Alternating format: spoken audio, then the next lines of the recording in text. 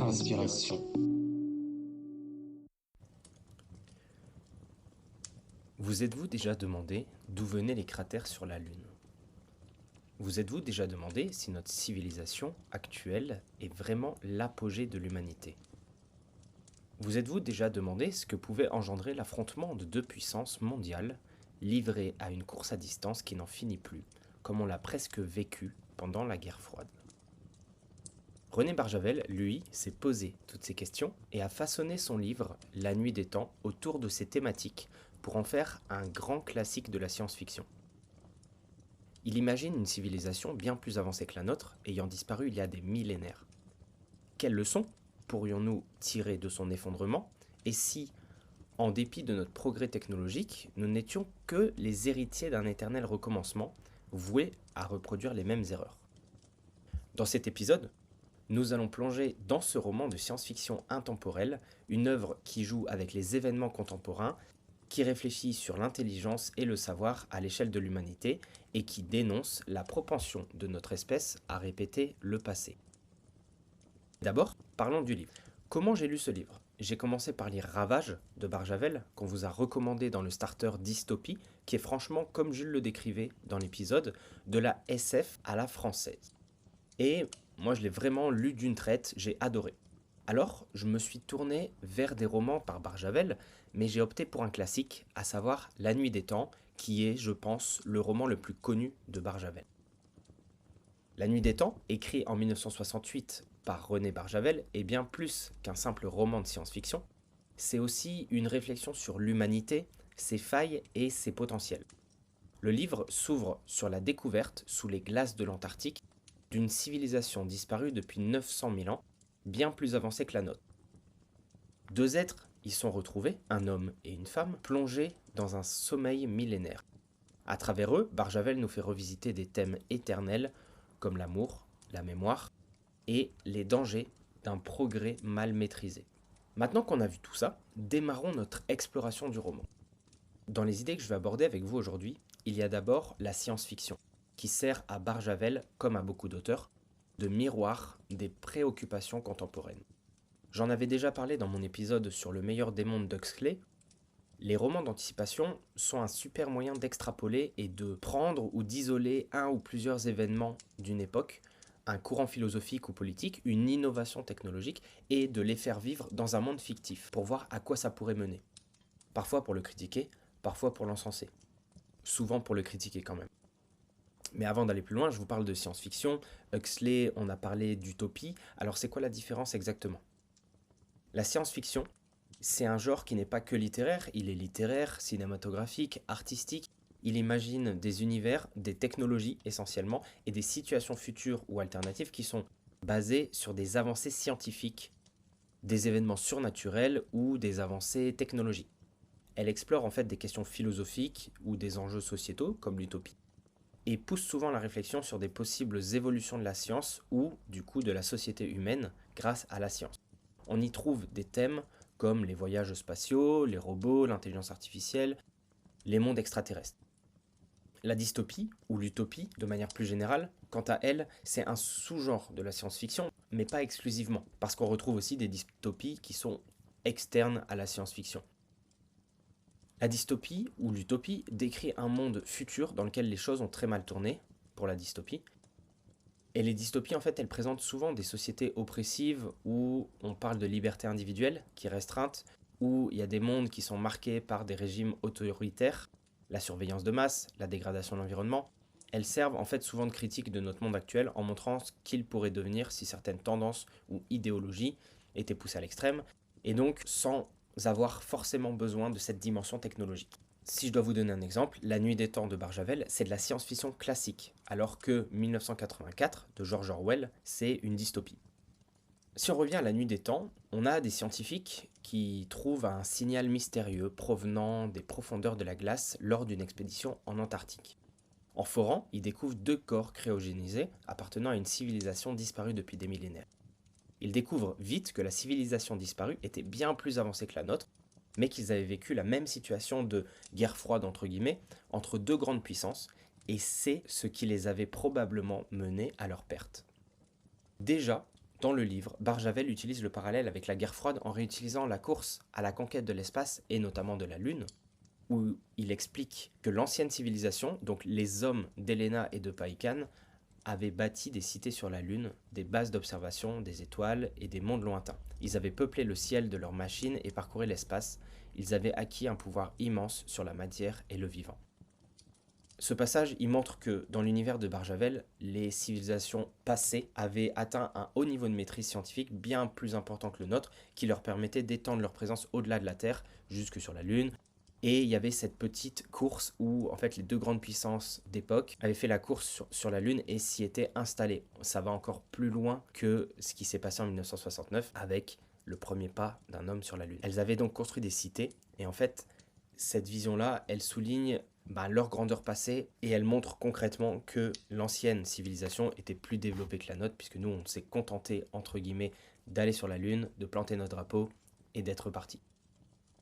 Barjavel utilise donc la science-fiction pour aborder des grandes questions de notre temps, et notamment sur l'affrontement entre ces deux puissances à travers des événements emblématiques comme le premier pas d'un homme sur la Lune, mais aussi les bouleversements sociaux de mai 68, puisque Barjavel est français, et la menace de la guerre nucléaire aussi de façon générale.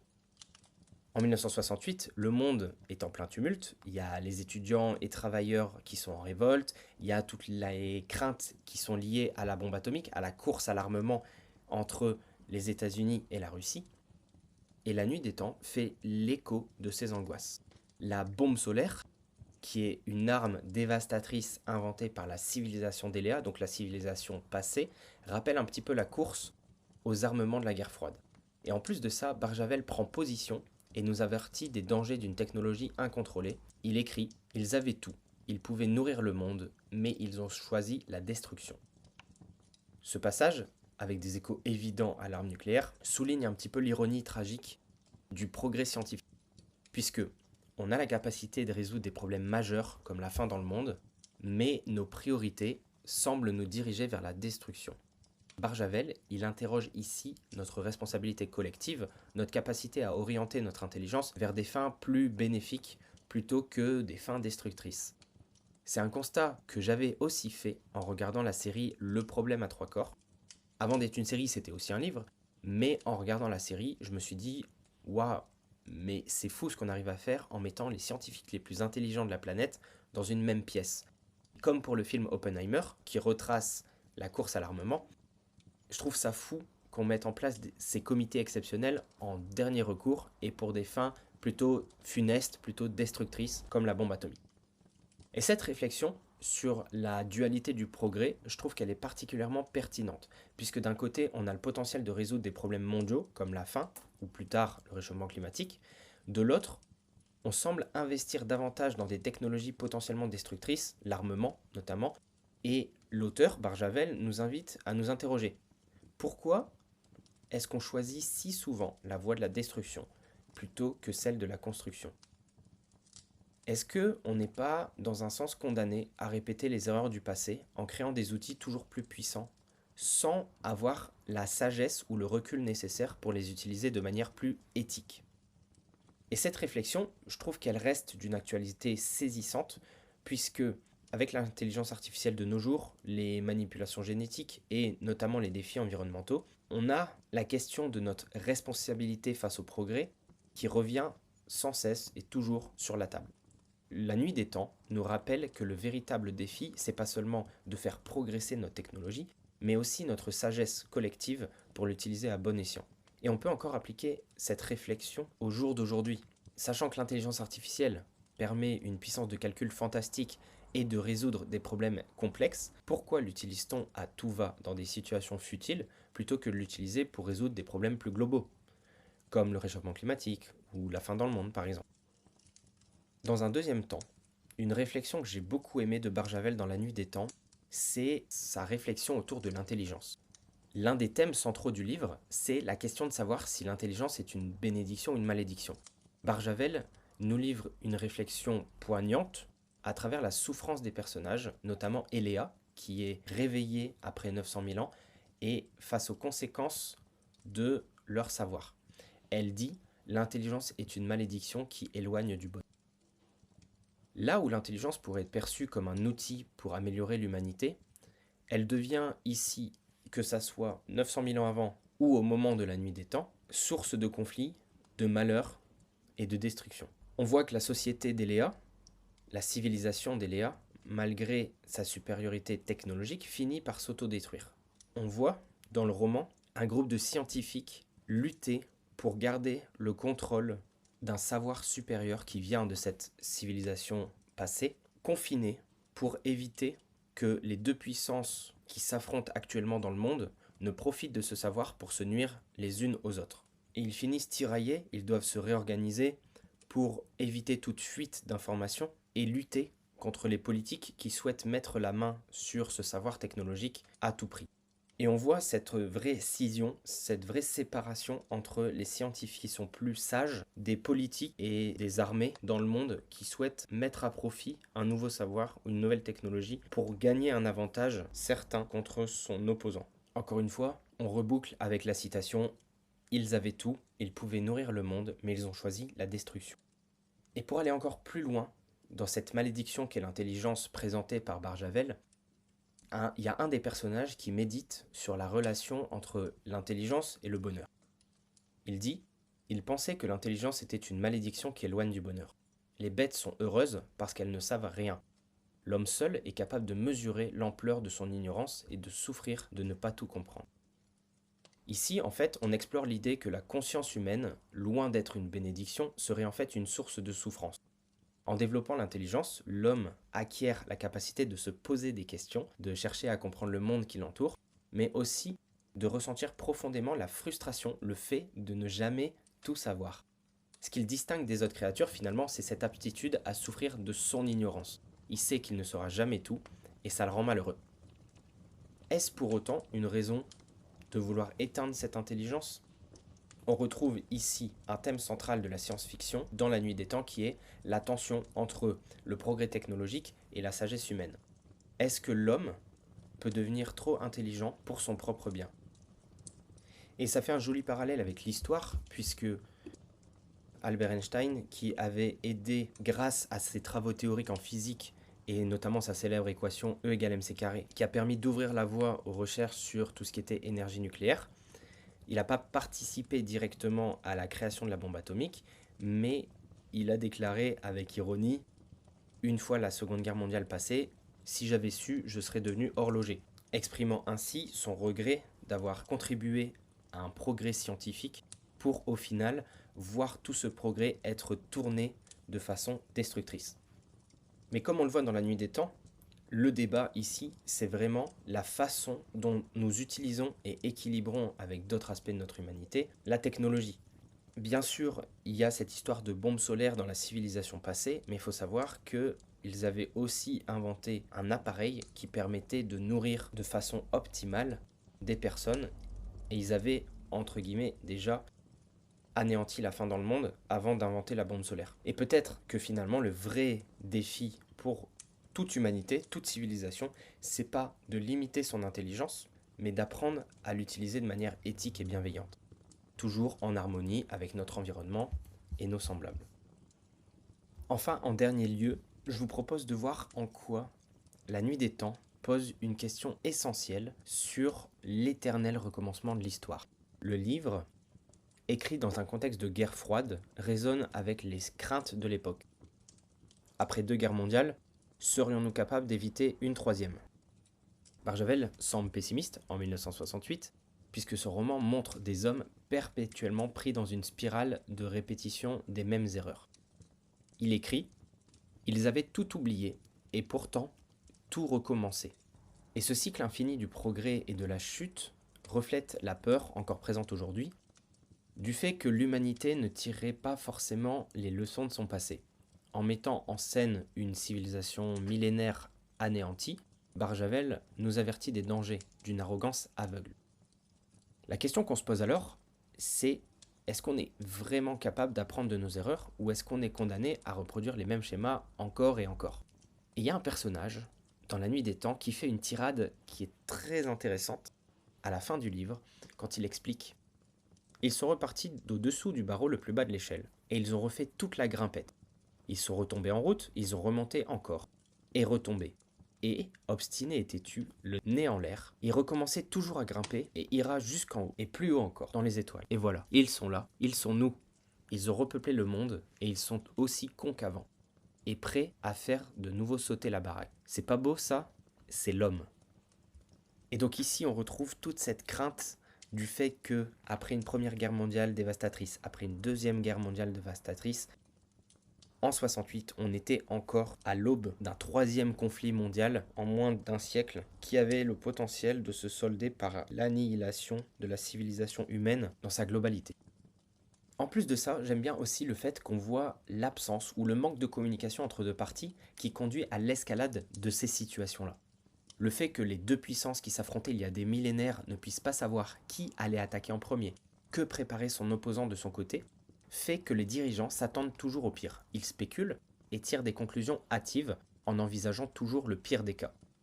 De la même manière, quand les grandes puissances du monde apprennent qu'un savoir supérieur enfoui depuis des millénaires est sur le point d'être divulgué, donc en 1968, au moment du roman, on repart dans une course effrénée pour prendre l'avantage face à son opposant. On voit dans le roman un bref passage des politiques américains qui craignent que la Chine n'exploite ce savoir plus vite qu'eux et prenne un avantage décisif.